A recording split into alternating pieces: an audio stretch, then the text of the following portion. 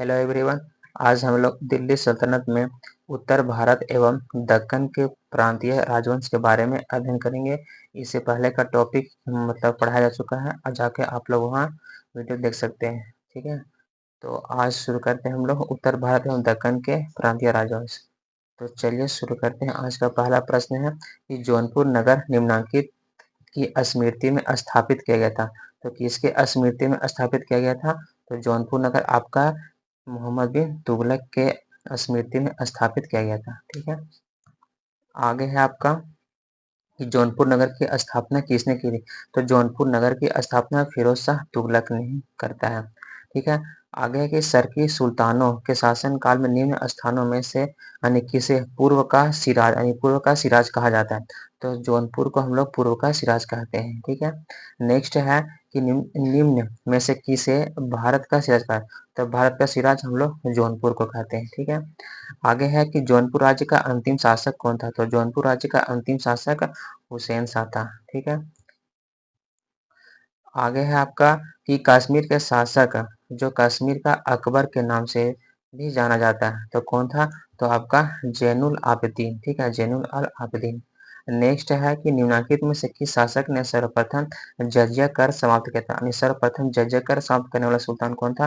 तो जैन उल आबिदीन था। ठीक है, आगे है कि जैन उल आबिदीन ने पूरी की कश्मीर की जामा मस्जिद की प्रभावकारी विशेषता क्या ची है?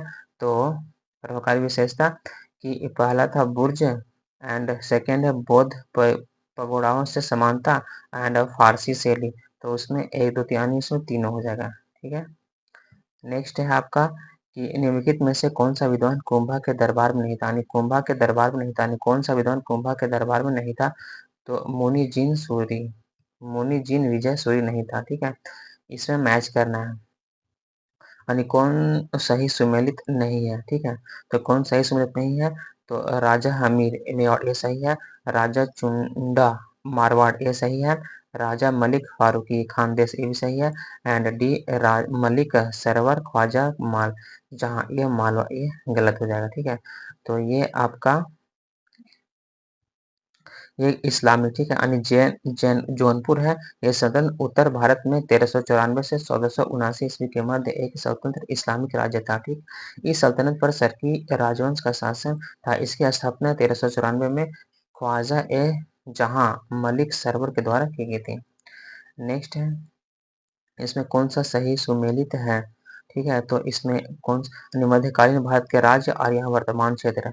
तो केवल इसमें दो है, दुर्गर और जम्मू। ठीक है, ये सही सुमेलित है, बाकी दो गलत है। नेक्स्ट है आपका कि बहमनी राज्य की स्थापना की थी, यानी बहमनी राज्य की स्थापना कौन करता है?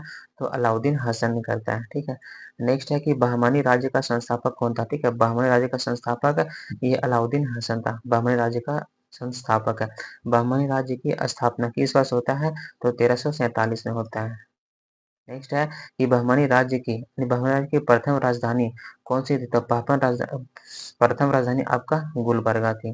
ठीक है, गुलबर्गा। नेक्स्ट है कि दक्षिण भारत यानी दक्षिण में बहमनी राज्य का संस्थापक कौन था? तो दक्षिण में बहमनी राज्य का संस्थापक ये हसन गंगू था। ठीक है, एंड बहमनी राज्य का स्थापित हुआ था तो कब होता है स्थापित? या 14वीं सदी में होता है ये स्थापित बहमनी राज्य। सूची 1 को सूची 2 से मैच करना, इसमें से कौन सा सही है? ठीक है, तो इसमें आपका हम लोग ठीक है, तो इसमें हम लोग देख लेते हैं, इसमें ऑप्शन डी सही है। ठीक है, यानी ए का दो यानी आदिल शाह आपका बीजापुर हो जाएगा, एंड बी का तीन कुतुब शाही गोलकुंडा का हो जाएगा, एंड निजाम शाही अहमदनगर और सरकी जौनपुर हो जाएगा। ठीक है, नेक्स्ट है कि निम्नलिखित शासकों में एक किस एक को उसकी धर्मनिरपेक्षता के अवस्था यानी आस्था के कारण उसकी मुस्लिम प्रजा जगत गुरु कहकर पुकारती थी? तो कौन है? इब्राहिम आदिल शाह। ठीक है, इब्राहिम आदिल शाह को यानी जगत गुरु कहकर इसको पुकारती थी। आगे है कि आपका निम्नलिखित में से कौन किताब ए नौरस नामक पुस्तक के लेखक है? कौन? तो इब्राहिम आदिल शाह द्वितीय। आगे कि अहमदनगर के निजाम शाही वंश के अंत कैसे होता है? अहमदनगर के निजाम शाही वंश का अंत कैसे होता है? तो अहमदनगर को सुल्तान यानी मुगल साम्राज्य में मिलाकर हुसैन शाह को आजीवन कारावास दे दिया गया था। ठीक। नेक्स्ट है आपका कि वह युग्म जो सही सुमेलित नहीं है को इंगित करता है। तो इसमें कौन सही डी जो सही सही सुमेलित नहीं है। बाकी यह बाज बहादुर आपका मालवा सही है, कुतुब कुशाह गोलकुंडा सही है और सुल्तान मुजफ्फर शाह ये सही है। आगे की गोलकुंडा को वर्तमान क्या कहा जाता है, यानी गोलकुंडा को वर्तमान क्या कहा जाता है, तो हैदराबाद सॉरी हैदराबाद कहा जाता है। ठीक है। नेक्स्ट है इसमें कौन सा सुमेलित है, तो कौन सा सुमेलित है, बी एंड डी। ठीक है, बी एंड डी यानी होयसल द्वार समुद्र और पांडा मदुरा सही है। नेक्स्ट है कि द्वार समुद्र किस राजवंश की राजधानी थी, यानी द्वार समुद्र किस राजवंश की राजधानी थी, तो आपका होयसल वंश की राजधानी थी द्वार समुद्र। आगे है आपका इसमें मैच करना राजवंश उसकी राजधानी। ठीक है, यानी राजवंश उसकी राजधानी। ठीक, यहाँ हम लोग देख लेते हैं कि पल्लव की राजधानी कहाँ थी, तो कांची थी। पांड्य के आपका मदुरा एंड यादव का देवगिरी एंड काकती का वारंगल। नेक्स्ट है कि कौन सा शासक यानी राजवंश महिला शासक यानी रुद्रमा देवी से संबंधित था, यानी काकतीय राजवंश ये रुद्रमा देवी से संबंधित है। ये इंपॉर्टेंट है। होयसल स्मारक में पाए जाते हैं, यानी होयसल स्मारक में पाए जाते थे, यानी हेली हेली बीडू और बेलूर। आगे है कि होयसलों की प्राचीन राजधानी द्वार समुद्र किसके और द्वार समुद्र का वर्तमान नाम क्या चाहिए। ठीक है, तो आपका ये हेली बीडू। नेक्स्ट है कि निम्नलिखित में से किस स्मारक में वह गुंबद है जो संसार को अन्य संसार के विशालतम गुंबदों में से एक है, तो गोल गुंबद बीजापुर। ठीक। नेक्स्ट है आपका निम्नलिखित स्मारकों उससे संबंधित शासक से सुमेलित करके नीचे दिए कूटों को सही उत्तर का चयन करना है। ठीक है, तो हम लोग यहाँ पे देख लेते हैं नीचे दोहरा गुंबद सिकंदर लोदी के शासक। ठीक है, अष्टभुजीय मकबरा शेरशाह एंड सत्य मेहराबिया मकबरा बलबन एंड गोल गुंबद मोहम्मद आदिल शाह। ठीक है। नेक्स्ट ये मांडू में स्थित जंतर मंतर का जो निर्माण था इनमें से किस शासक ने करवाया था, तो ये स्टार है, एक उसमें कुछ एरर होगा। ठीक है, आगे के मांडू के जहाज महल का निर्माण। ठीक है, मांडू के जहाज महल का निर्माण लेकिन में से किस शासक ने करवाया था। ठीक है, तो ये भी क्वेश्चन एरर ही कुछ। आगे के गुर्जरी महल यानी गुजरी महल किसने बनवाया, यानी गुजरी महल किसने बनवाता है, तो मानसी ने बनवाता है। ठीक है, आगे के निम्नलिखित युग्म में से कौन सही सुमेलित नहीं है, तो सही सुमेलित नहीं आपका ये सही सुमेलित नहीं है बात, तो ये गलत है। ठीक है, यानी लाल दरवाजा जौनपुर, दाखिल दरवाजा गौड़ एंड तीन दरवाजा आपका अहमदनगर यानी अहमदाबाद। ठीक है, आगे है कि किसमें भी मैच करना सूची 1 को सूची 2 से स्मारक एंड निर्माता यानी स्मारक और निर्माता इसके कौन कौन है। ठीक है, तो हम लोग यहाँ देख लेते हैं कि अटाला देवी जो अटाला देवी मस्जिद है ये इब्राहिम शाह सर्की के बनाता है, और छोटा सोना मंदिर ये वली मोहम्मद और कदम रसूल ये नुसरत शाह बनवाता है, एंड आपका अदीना मस्जिद पंडवा में है जो सिकंदर शाह बनवाता है। ठीक। नेक्स्ट है जिसको हम लोग दक्षिण भारत का यानी पॉलीगार कहते हैं। ये दक्षिण भारत का पॉलीगार कौन है, तो क्षेत्रीय प्रशासकीय और सैन्य नियंत्रक। ठीक है, आगे हम लोग देख लेते हैं। आगे है आपका सूफी यानी भक्ति और सूफी आंदोलन। ठीक है, भक्ति और सूफी आंदोलन देख लेते हैं। यहाँ से भी आपका एक प्रश्न एग्जाम में रहता है। ठीक है, यानी ये भी बहुत ही इंपॉर्टेंट टॉपिक है। आगे की भक्ति आंदोलन का प्रारंभ किया गया था, यानी भक्ति आंदोलन का प्रारंभ कब किया गया था, तो आपका अलवार संतों ने प्रारंभ किया था। ठीक है, यानी किसने, तो अलवार संतों ने प्रारंभ करता है भक्ति आंदोलन को। ठीक। आगे आपका कि भक्ति संस्कृति का आरंभ यानी भक्ति संस्कृति का भारत में पुनर्जन्म यानी होता है कब होता है, तो 15वीं और 16वीं शताब्दी ईस्वी में होता है। ठीक। आगे है कि बुद्ध और मीराबाई के जीवन दर्शन में मुख्य साम्य था, तो संसार दुखपूर्ण है। आगे कि कोई व्यक्ति किसी व्यक्ति से उसका धर्म संप्रदाय या जाति न पूछे। ठीक है, यानी जाति न पूछे यानी किसका कथन है, तो यह रामानंद का कथन है। ठीक है, अभी आपका सभी संतों के मध्य एक सामान्य विशेषता थी, उन्होंने अपनी वाणी को उसी भाषा में लिखा जिसे उनके भक्त समझते थे। ठीक। नेक्स्ट है आपका कि मध्य युगीन भारत के धार्मिक इतिहास के संदर्भ में सूफी संत निम्नलिखित में से किस तरह के आचरण का निर्वाण करते थे। ठीक है, यानी किस तरह के, तो आपका ध्यान साधना और श्वसन नियमन। ठीक है, एकांत में कठोर यौगिक व्यायाम एंड लास्ट है कि आपका श्रोताओं में आध्यात्मिक हर्षोन्माद ठीक है, हर्षोन्माद उत्पन्न करने के लिए पवित्र गीतों का गायन, यानी तीनों सही हो जाएगा। ठीक है, ऑप्शन नंबर डी। नेक्स्ट है कि कामरूप में वैष्णव धर्म को लौकिक बनाया था, यानी लोकप्रिय बनाया था कौन? तो आपका यह शंकर देव हो जाएगा। ठीक। नेक्स्ट है कि सुप्रसिद्ध मध्यकालीन शंकर देव संबंधित थे, तो किसे? तो ये वैष्णव संप्रदाय से संबंधित थे। ठीक। आगे की असम एवं कुछ बिहार में वैष्णव धर्म का प्रवर्तन अन्य किसने किया था? तो यह शंकर देव ने ही किया था। आगे की रामानुजाचार्य किससे संबंधित है? यानी रामानुजाचार्य किससे संबंधित है? ये तो विशिष्ट विशिष्ट द्वैतवाद से संबंधित है। आगे है कि आपका शुद्ध अद्वैतवाद का प्रतिपादन किसने किया था? तो शुद्ध अद्वैतवाद का प्रतिपादन वल्लभाचार्य ने किया था। ठीक। नेक्स्ट है कि महाप्रभु वल्लभाचार्य का जन्म स्थली है कहाँ पे है? तो ये आपका चंपारण ही हो जाएगा। ठीक है। नेक्स्ट है कि इसमें कौन सा सुमेलित है? ठीक है, यानी कौन सा सुमेलित है? तो ऑप्शन नंबर सी, यानी द्वैतवाद या माधवाचार्य, ये सुमेलित है। ठीक। नेक्स्ट है कि सूची 1 को सूची 2 से मैच करना। ठीक है, इसका हम लोग नीचे विश्लेषण देख लेते हैं। ठीक। वल्लभाचार्य का मतलब ये पुष्टि मार्ग दिया था। रामानुजा ये विशिष्ट द्वैतवाद संबंध है। माधवाचार्य द्वैतवाद एंड शंकरदेव अद्वैतवाद। नेक्स्ट है सूची 1 को सूची 2 से मैच करना है। ठीक है, तो इसका विश्लेषण हम लोग डाटा देख लेते हैं। रामानुज का जो दर्शन था आपका विशिष्ट द्वैतवाद का था, एंड माधवाचार्य का द्वैतवाद, निम्बकाचार्य का द्वैतवाद और वल्लभाचार्य का शुद्ध द्वैतवाद था। ठीक है। नेक्स्ट है आपका कि निम्नलिखित कथनों पर विचार करना है। ठीक। फर्स्ट है कि बीजक संत दादू दयाल के उपदेशों का एक संकलन है, एंड दूसरा है कि पुष्टि मार्ग के दर्शन को माधवाचार्य ने प्रतिपादित किया था। तो इसमें दोनों गलत हो जाएगा। ठीक है, दोनों गलत हो जाएगा। नेक्स्ट है कि निम्नलिखित में से किस भक्ति संत ने अपने संदेश के प्रचार के लिए सबसे पहले हिंदी का प्रयोग किया था? तो कौन करता है? तो रामानंद करता है। ठीक। नेक्स्ट है आपका कि मध्यकालीन भारत के निम्नलिखित में से किस संत का जन्म प्रयाग में हुआ था? तो किसका? तो रामानंद का जन्म प्रयाग में हुआ था। ठीक है। नेक्स्ट है कि कबीर के शिष्य थे, यानी कबीर के शिष्य कौन थे? तो यह रामानंद थे, कबीर के शिष्य थे। ठीक है। बीजक का रचयिता कौन है? तो बीजक के रचयिता कौन है? तो बीजक के रचयिता आपका कबीर है। ठीक।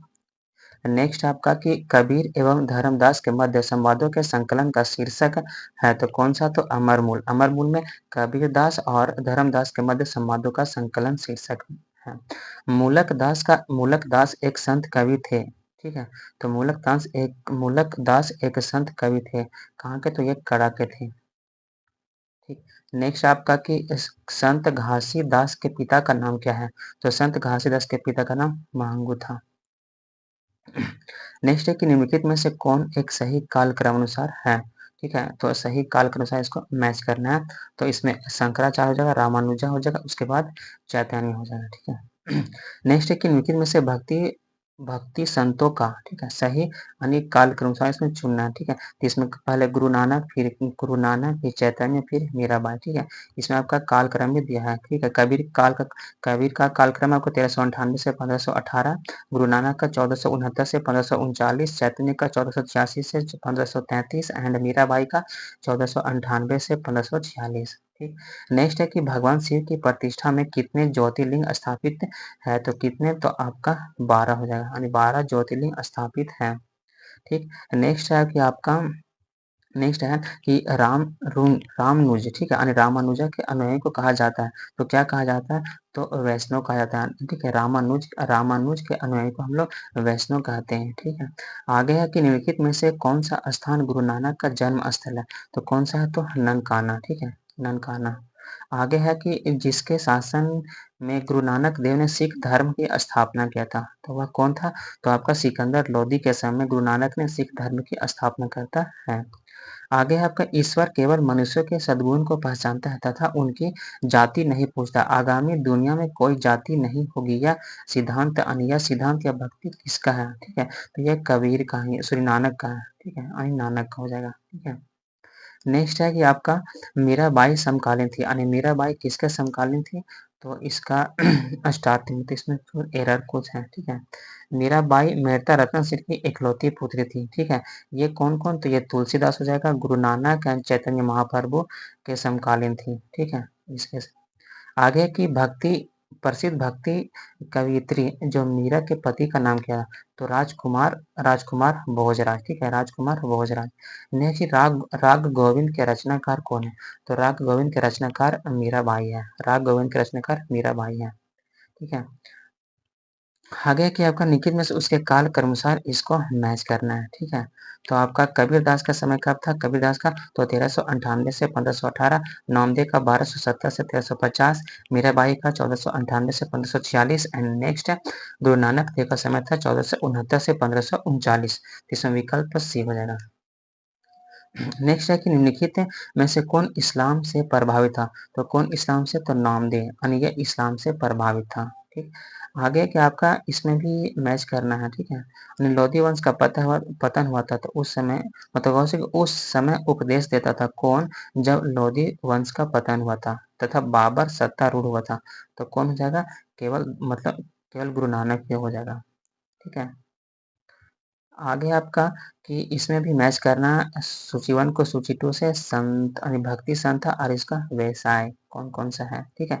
तो नामदेव क्या चाहिए? तो ये दर्जी है, कबीर आपका जुलाहा था एंड रविदास ये मोची था एंड सेना आपका नाई है, ठीक है।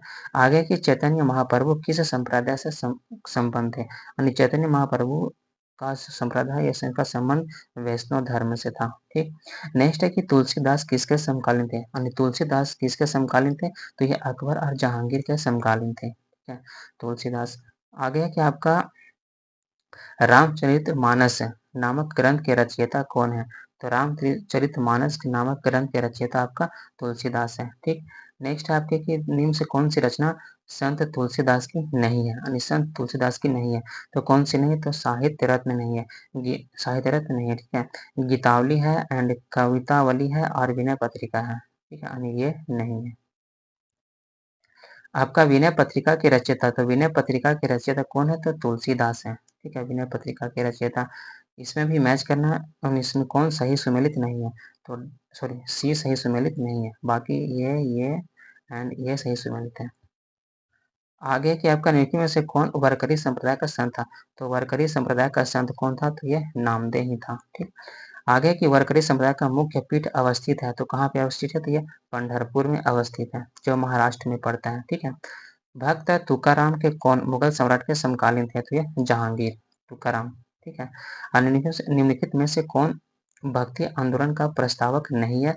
तो भक्ति आंदोलन का प्रस्तावक नहीं था कौन? तो नागार्जुन नहीं था, ठीक है। आगे की इसमें कथन और निष्कर्ष दिया हुआ, ठीक है, कथन और निष्कर्ष दिया हुआ है। आगे आपका कि मध्यकाल में संगीत पर लिखी गई अनेक पुस्तकों का अनुवाद फारसी में किया गया था एंड आर है कि आरंभिक चिश्ती सूफी संत संगीत सभाओं जिन्हें समा कहा था के शौकीन थे, ठीक है। तो इसमें से कौन सा इसमें बी हो जाएगा? यानी ए सही है, परंतु सॉरी ए तथा आर दोनों सही है लेकिन व्याख्या नहीं है, ठीक है, दोनों यानी ए आर का सही व्याख्या नहीं है। भारत में चिश्तिया जो मत था, चिश्तिया ने सूफी मत को स्थापित किया था, कौन किया? तो ख्वाजा मोइनुद्दीन चिश्ती ने स्थापित करता है, ठीक है। आगे की भारत में चिश्तिया संप्रदाय का प्रथम सूफी संत कौन था? चिश्तिया संप्रदाय का प्रथम सूफी संत आपका कौन है? तो शेख मोइनुद्दीन चिश्ती।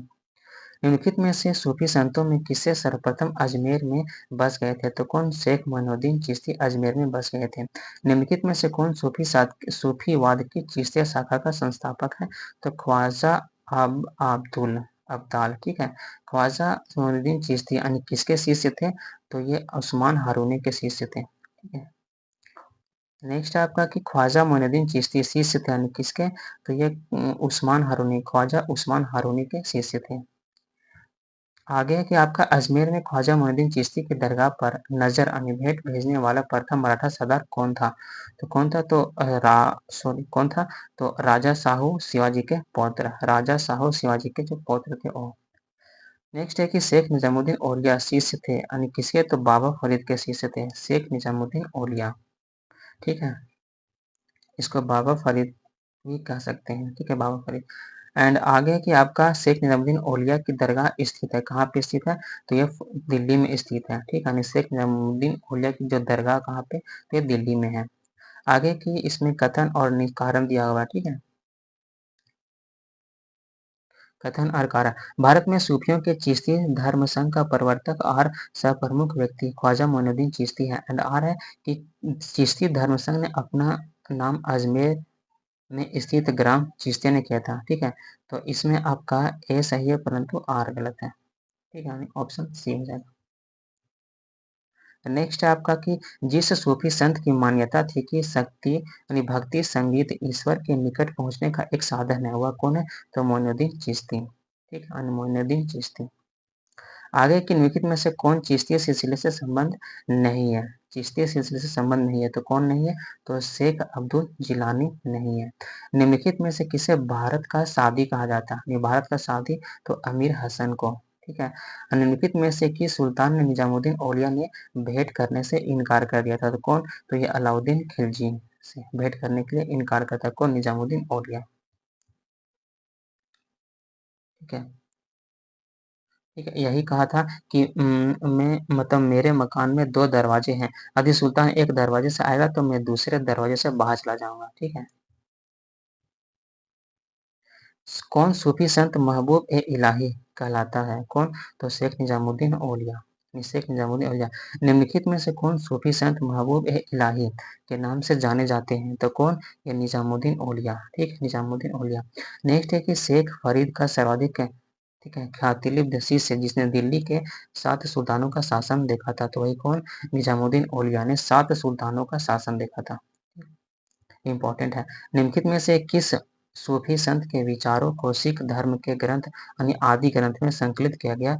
तो कुतुबुद्दीन बख्तियार काकी। ठीक है, इनके मतलब धर्म यानी सिखों के धर्म ग्रंथ में आदि ग्रंथ को इसमें संकलित किया गया था। ठीक है, आगे है कि प्रसिद्ध संत सलीम चिश्ती रहते थे, तो कहाँ? मतलब ये फतेहपुर सीकरी में रहते थे। ठीक है, नेक्स्ट है कि किसे शेख उल हिंद शेख उल हिंद की पदवी प्रदान की गई थी? तो शेख सलीम चिश्ती की। ठीक है, निम्नलिखित में से किस चिश्ती संत को चिराग ए दिल्ली कहा गया? यानी चिराग ए दिल्ली, तो नसीरुद्दीन को कहा गया, यानी चिराग ए दिल्ली। ठीक, आगे की इसमें भी मैच कौन सुमेलित नहीं है। ठीक है, तो आपका शेख मोइनुद्दीन चिश्ती अजमेर की ये सही है, शेख बहरुद्दीन गरीब दौलताबाद ये सही है, शेख मोइनुद्दीन हुसैन गुलबर्गा ये सही है। ठीक है, यानी ये गलत हो जाएगा। ठीक है, या इसमें भी मैच करना है, नीचे ही देख लेते हैं। ख्वाजा मोइनुद्दीन चिश्ती कहाँ पे चिश्तिया संप्रदाय से है? शेख अहमद सरहिंदी ये नक्शबंदिया एंड दारा सिको ये कादरिया से है संप्रदाय से, एंड शेख सोहाबुद्दीन ये सुहरावर्दिया से है। ठीक है, आगे है आपका भारतीय इतिहास में सूफी के संदर्भ में निम्न कथनों पर विचार करना। फर्स्ट है कि शेख अहमद सरहिंदी लोधी वंश का समकालीन था। ठीक है, और शेख नजरुद्दीन यूसुफ चिराग ए दिल्ली शेख निजामुद्दीन औलिया का शिष्य था। ठीक है, तो इसमें कौन सा सही हो जाएगा? और एक लास्ट है कि औरंगजेब शेख सलीम चिश्ती के समकालीन थे। ठीक है, इसमें सिर्फ 2 और 3 सही हो जाएगा। ठीक है, 4 भी है इसमें। ये भारत में सूफियों की कादरी पद्धति का सबसे पहले शेख नियामतुल्लाह अर्र मखदूम अहमद जिलानी लागू कहते हैं, तो ये गलत ही है। ठीक है, तो इसमें आपका 2 और 4 ही सही जाएगा।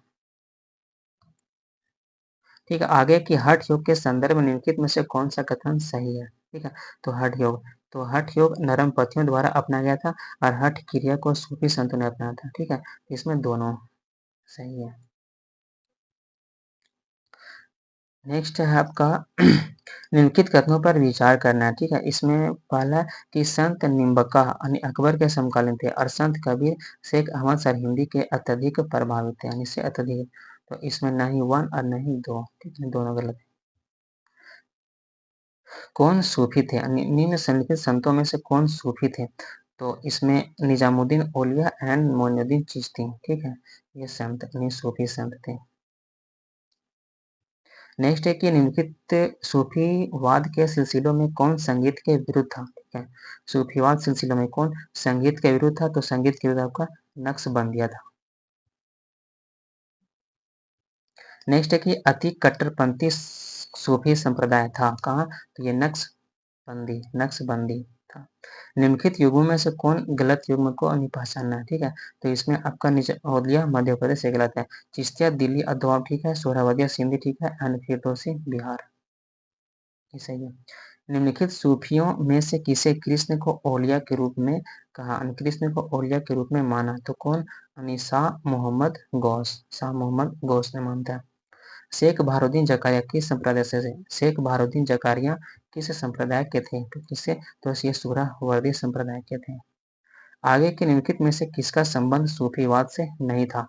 तो किसका? तो उलेमा का संबंध सूफीवाद से नहीं था, बाकी खानका, समा और शेख का संबंध था। कृष्ण जीवन परक प्रेम वाटिका काव्य की रचना की थी तो कौन? तो रस खान ने करता है। ठीक है। निम्नलिखित में से कौन एक भक्ति आंदोलन से जुड़ा नहीं था? नहीं है। कौन? तो अमीर खुसरो नहीं था। ठीक है। इसमें वल्लभाचार्य था, चैतन्य और गुरु नानक है, बल्कि अमीर खुसरो नहीं हो जाएगा। ठीक है। बाहर मासा की रचना किसने की थी? बाहर मासा की रचना किसने किया था? तो मलिक मोहम्मद जायसी। ठीक है। मलिक मोहम्मद जायसी। इसमें भी सूची 1 को सूची 2 से मैच करना है। ठीक है। आगे है कि मुल्ला दाऊद इस चंद्रयान से संबंधित है। दामोदर कवि पद्मावती कथा, सोमनाथ राग विभोद और अमीर खुसरो आशिका। ठीक है। इसमें प्रतिवर्ष सूफी संत यानी जो हाजी वारिस अली शाह की मजार पर मेला लगता है प्रतिवर्ष। कहाँ? तो ये आपका अनीस कहाँ पे? तो देवा शरीफ में। ठीक है। देवा शरीफ। आगे की क्राइस्ट का जन्म स्थान कहाँ था? तो ये बेथलेहम में था। बेथलेहम में। ईस्टर त्योहार के पीछे ईसाइयों की भावना है, यानी ईस्टर त्योहार के पीछे ईसाइयों की भावना क्या है? तो इस दिन ईसा पुनर्जीवित हुए थे, यानी इसी दिन ईस्टर त्योहार। ठीक है। कौन सा ईसाई संत पशु पक्षियों के यानी पशु पक्षियों से प्रेम के लिए विख्यात है? यानी कौन सा ईसाई ने? तो इसमें फ्रांसीसी संत संत फ्रांसिस है। ईसाई का गुड फ्राइडे क्यों मनाया जाता है? ईसाइयों का गुड फ्राइडे तो ईसा मसीह को सूली पर उस दिन चढ़ाया गया था, इसलिए उसको उस दिन गुड फ्राइडे के नाम से जानते हैं या बनाया जाता है। ठीक है। आगे का टॉपिक है बाबर। ठीक है। आगे का टॉपिक है बाबर के बारे में अध्ययन करते हैं। ठीक है। बाबर। चलिए शुरू करते हैं और अपने दोस्तों से शेयर करें और चैनल को सब्सक्राइब करें। ठीक है। आगे की बाबर को भारत पर आक्रमण करने के लिए आमंत्रित करने वालों में से एक कौन था? ठीक है। तो कौन था? बाबर को यानी इब्राहिम लोदी के संबंधित है और दिल्ली के राज सिंहासन के दावेदार थे। ठीक है। आगे है कि आपका अफगानिस्तान पर आधिपत्य के समय बाबर को किसने भारत पर आक्रमण करने के लिए निमंत्रण करता है? तो कौन करता है? तो दौलत खान। ठीक है। यानी दौलत खान निमंत्रण करता है। ठीक है। मध्यकालीन भारत में मुगल शासक वस्तुतः थे। ठीक है। मध्यकालीन भारत में मुगल शासक वस्तुतः थे तो ये आपका ये चगताई यानी चगताई तुर्क थे। ठीक है। यानी चगताई तुर्क के थे। नेक्स्ट है कि इसने किसने बाबर को सर ए पुल युद्ध के रूप में पराजित करता है? तो कौन करता है? तो उबैदुल्ला सॉरी इसमें आपका हो जाएगा शेबानी खान करता है। ठीक है। शेबानी खान। ठीक। आगे कि किस मुगल शासक ने भारत में ऑटोमन युद्ध पद्धति को अपनाया था? किसने? तो बाबर ने अपनाया था ऑटोमन युद्ध पद्धति। ठीक है। अब पानीपत का प्रथम युद्ध किसके मध्य होता है? पानीपत का प्रथम युद्ध किसके मध्य होता है? तो बाबर और इब्राहिम लोदी के मध्य होता है। ठीक है। बाबर इब्राहिम लोदी के मध्य। नेक्स्ट है कि पानीपत के युद्ध में बाबर की जीत का मुख्य कारण क्या था? मुख्य कारण क्या था? तो इसने इसने सैन्य उसकी सैन्य कुशलता का मुख्य कारण था, उसके सैन्य बहुत ही कुशल थे। ठीक है। यहाँ बाबर की इब्राहिम लोदी पर विजय का कारण। ठीक है। बाबर की इब्राहिम लोदी पर विजय का कारण क्या था? तो कुशल सेना नायक किस युद्ध में एक पक्ष द्वारा प्रथम बार तोपों का प्रयोग किया गया था? तो पानीपत के प्रथम युद्ध में इसमें पहली बार तोपों का प्रयोग किया गया था। ये कब होता है? तो 21 अप्रैल 1526 को होता। ये डेट याद रखिएगा। पानीपत की पहली लड़ाई बाबर ने किसको हराया था? तो किसको? तो इब्राहिम लोदी को हराता है। ठीक है। नेक्स्ट है कि किस वर्ष बाबर ने सुल्तान इब्राहिम लोदी को पानीपत की लड़ाई में पराजित करता है? तो 1526 में। आगे की इसमें कौन सा सुमेलित नहीं है? तो पानीपत का प्रथम युद्ध 1526 सही है, खानों के 1527 एंड घाघरा के 1529, चंदेरी के 1530 यानी ये सुमेलित नहीं है। ठीक है। यानी आपका चंदेरी का युद्ध आपका कब हो जाएगा? ये 1528 में हो जाएगा। ठीक है। जबकि चंदेरी का युद्ध 1528 में बाबर और मेदिनी राय के बीच हुआ था। ठीक है। आगे है कि आपका इसमें से कौन सही है? ठीक है, इसमें कौन उपमहाद्वीप में बारूद के उपयोग की शुरुआत हुई थी। ठीक है, दूसरा है कि इस क्षेत्र में स्थापत्य कला में मेहराब और गुंबद बनाने की शुरुआत हुई थी। एंड तीसरा है कि इस क्षेत्र में तैमूरी यानी तिमूर राजवंश से शब्द हुआ था। इसमें केवल 3 हो जाएगा। ठीक है, यानी इस क्षेत्र में तिमूरी राजवंश स्थापित हुआ था। ठीक है, यानी भी केवल 3। आगे है आपका कि निम्नलिखित युद्धों में से किस एक में बाबर ने जिहाद की घोषणा करता है? तो किसमें? तो खानवा के युद्ध में। ठीक है, बाबर जिहाद का इसमें नारा देता है। ठीक है, राणा सांगा ने निम्नलिखित युद्धों में से किस में बाबर के विरुद्ध लड़ाई की थी? तो खानवा का युद्ध में, यानी खानवा के युद्ध में। ठीक है, आगे है आपका कि मेवाड़ के जिस राजा ने 1527 में खानवा का युद्ध बाबर ने हराया था वह था कौन? तो राणा सांगा। ठीक है, राणा सांगा। खानवा के युद्ध में कौन पराजित हुआ था? तो राणा सांगा इसमें पराजित होता है। ठीक है, भारत के मुगल शासक बनने पर जहीरुद्दीन मोहम्मद ने नाम रखा था, तो क्या रखता है? तो बाबर रखता है। नेक्स्ट है कि बाबर ने सर्वप्रथम पातशाह यानी बादशाह की पदवी धारण की थी। कब? तो ये आपका काबुल के युद्ध में। ठीक है, काबुल के युद्ध में करता है। आगे है आपका कि बाबर के साम्राज्य में सम्मिलित थे, यानी बाबर के साम्राज्य में सम्मिलित थे। ठीक है, तो कौन कौन से क्षेत्र सम्मिलित थे इसमें? तो आपका इसमें काबुल का क्षेत्र, पंजाब का क्षेत्र, आधुनिक उत्तर प्रदेश का क्षेत्र, या राजस्थान का क्षेत्र नहीं होगा। ठीक है, नेक्स्ट है कि वह मुगल सम्राट जिसके जीवन में धैर्य और संकल्प से सफलता की शिक्षा मिलती है, यानी किसके? तो जहरुद्दीन मोहम्मद बाबर। ठीक, आगे है आपका बाबर ने अपने बाबरनामा में हिंदू राज्य का उल्लेख किया था। किस हिंदू राज्य का? तो यानी मेवाड़ का उल्लेख करता है। ठीक है, यानी बाबरनामा में। ठीक है, नीचे कथन इसका दिया हो। ठीक है, इसमें आपका बाबर ने तुर्की में। ठीक है, बाबरनामा ये तुर्की में लिखा है। एंड आर है तुर्की मुगल दरबार का राजभाषा थी। ठीक है, तो इसमें से कौन सा सही हो जाएगा? तो इसमें ए सही, परंतु आर गलत है। ठीक, ऑप्शन सी हो जाएगा। आगे की तुजुके ए बाबरी किस भाषा में लिखा गया था? तुजुके ये बाबरी किस भाषा में? तो ये तुर्की भाषा में लिखा गया है। तुजुके ए बाबरी। अयोध्या स्थित बाबरी मस्जिद का निर्माण किसने करवाया था? तो अयोध्या स्थित बाबरी मस्जिद का निर्माण कौन करवाता है? तो मीर बाकी ने करवाता है। ठीक, आगे टॉपिक है हुमायूं और शेरशाह। ठीक है, हुमायूं और शेरशाह के बारे में पढ़ लेते हैं। यहाँ से आपका एग्जाम में भी एक प्रश्न रहता ही है। ठीक है, तो चलिए शुरू करते हैं।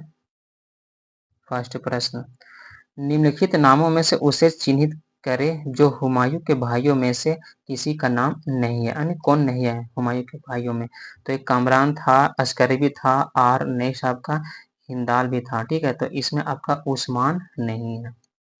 नेक्स्ट है कि हुमायूं द्वारा लड़े गए 4 प्रमुख युद्धों का तिथि अनुसार इसको सही क्रम में अरेंज करना है। ठीक है, जो हुमायूं द्वारा लड़ा गया था युद्ध, तो इसमें कौन सा हो जाएगा? इसमें फर्स्ट देवरा का युद्ध हो जाएगा, फिर चौसा, फिर कन्नौज और सरहिंद का। ठीक है, इसमें देवरा का युद्ध 1532 में, चौसा का 1539 में, कन्नौज का 1540 और सरहिंद 1555 में हुआ था।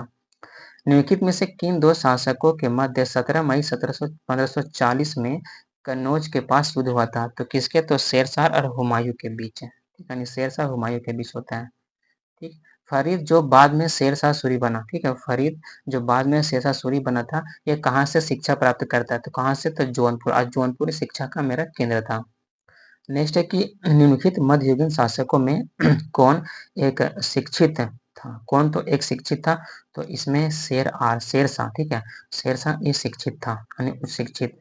निम्नलिखित में से किस सुल्तान ने पहले हजरत आला की उपाधि अपनाई और बाद में सुल्तान की? ठीक है, और बाद में सुल्तान की, तो कौन अपनाता है? तो शेरशाह सूरी अपनाता है। आगे है कि शेरशाह सूरी द्वारा किए गए सुधारों में सम्मिलित थे। ठीक है, तो इसमें कौन सम्मिलित हो जाएगा? तो सभी, यानी राजस्व सुधार, प्रशासनिक सुधार, सैनिक सुधार और करेंसी प्रणाली में सुधार, यानी सभी था। ठीक है, आगे है कि दिल्ली सल्तनत के पराभव के उपरांत। ठीक है, यानी पराभव के उपरांत किस शासक द्वारा स्वर्ण मुद्रा का सर्वप्रथम प्रचलन किया गया था? तो किसके द्वारा? तो हुमायूं के द्वारा। ठीक है, हुमायूं के द्वारा शुरू किया गया था।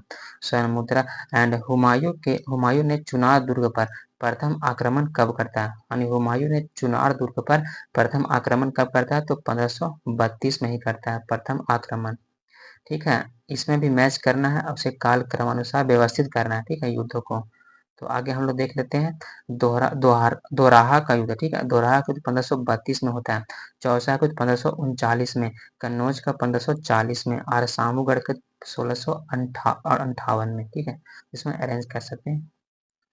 निम्नलिखित में से किसने अपने बादशाह के पति के लिए मकबरे का निर्माण करवाया था, तो कौन, हाजी बेगम। ठीक है, हाजी बेगम।